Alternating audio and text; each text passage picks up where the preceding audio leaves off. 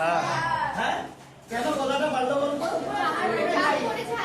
হ্যাঁ, অর্থাৎ আমাকে পুরো শক্তি দিয়ে কাজটা করতে হচ্ছে। এতক্ষণ আমি কি করছিলাম? এবার আমার তো গোটা শরীরের শক্তি কাজে লাগাচ্ছে। কি রোদ! ঠিক আছে, এইবার বাহ, এবার ও একটা খুব ভালো কাজ করলো। কি বলতো? যেটা আগে কেউ করেনি। আরেকবার দেখ, ওটা খুব সুন্দর কাজ করেছে। চল আবার কর। কি করছে বলতো? গালে হাত দিচ্ছে। Very good.